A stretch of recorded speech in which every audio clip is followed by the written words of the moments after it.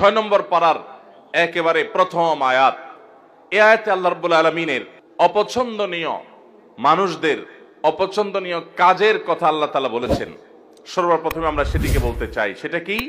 সেটা হলো কোনো মন্দ কথা, কোনো খারাপ কথা, কোনো বাজে কথা, এটা যদি কেউ প্রকাশ করে বেড়ায়, এটা যদি বলে বেড়ায়, এটা বলে জাহেজ, যেটা যদি জাহির করে বেড়ায়, এটা যদি ছড়াছড়ি করে বেড়ায়, তো এটা আল্লাহ অপছন্দ করেন। কারণ কোনো খারাপ জিনিস যদি ছড়াছড়ি করা হয়, তাতে সমাজে ভালো হয় না খারাপ হয়?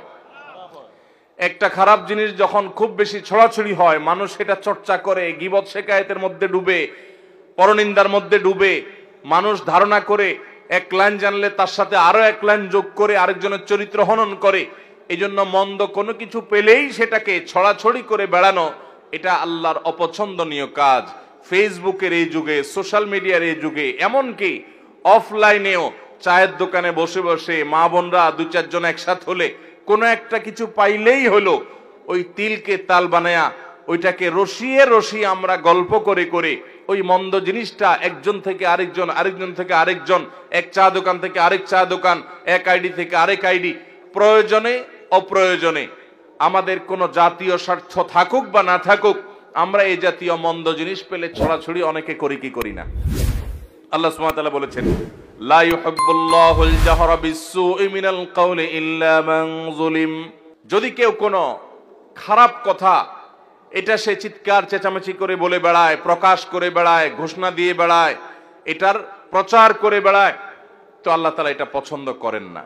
নবী করিম সাল্লাল্লাহু আলাইহি সাল্লাম বলেছেন, তোমার কোন মুসলিম ভাই এমন কোন একটা ভেজালে, বিপদে, ঝামেলাতে পড়েছে যে তার ভুলের কারণে হয়তো মান ইজ্জত যায় যায় এমন একটা জায়গায় বেচারা পড়েছে, চিপায় পড়ে গেছে। এই সময় সে চায় সবাই তাকে যেন সহযোগিতা করে, সাহায্য করে, তার এই দোষটা নিয়ে যেন খুব বেশি বাড়াবাড়ি চর্চা করা করে যেন না হয়, সেটা চায়। ওই সময় যদি কোনো আল্লাহর বান্দা দাঁড়িয়ে ওই ব্যক্তির ইজ্জতকে বাঁচাবার চেষ্টা করে, যে ভুলে হয়ে গেছে অথবা এরকম জটিল কিছু না, বেচারাকে একটু তার সম্মানটাকে রক্ষা করার চেষ্টা করে, তাহলে সেক্ষেত্রে যে এই উদ্যোগ নিল একজনের ইজ্জতকে বাঁচাবার জন্য, এই বেচারাও, এই লোকটাও তার জীবনে কখনো যদি এরকম বিপদে পড়ে, তাহলে আল্লাহ সুবহানাহু ওয়া তাআলা তার ইজ্জতকে এইভাবে রক্ষা করবেন।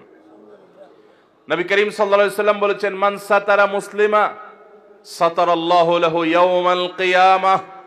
যে ব্যক্তি কোনো মুসলমানের দোষ গোপন করবে, কিয়ামতের ময়দানে মানব ইতিহাসের সকল সদস্য, আদম আলাইহিস সালাম থেকে নিয়ে কিয়ামত হওয়া পর্যন্ত আগত সকল মানুষ যখন উপস্থিত থাকবে, সবার সামনে ওই ব্যক্তির দোষটাকে আল্লাহ তাআলা ডেকে এনে গোপন করে দিবেন।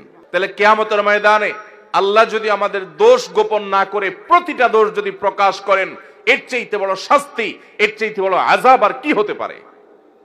সে আযাব থেকে বাঁচার জন্য অন্যতম উপায় এবং মাধ্যম হলো দুনিয়াতে মানুষের দোষ ত্রুটি পেলেই সেটা বলে বেড়ানোর এই মানসিকতা পরিহার করতে হবে। হ্যাঁ, কিছু দোষের প্রচার প্রয়োজন আছে মানুষকে সাবধান করার জন্য, সতর্ক করার জন্য, সেটাও যতটুকু না করলে নয় ততটুকু।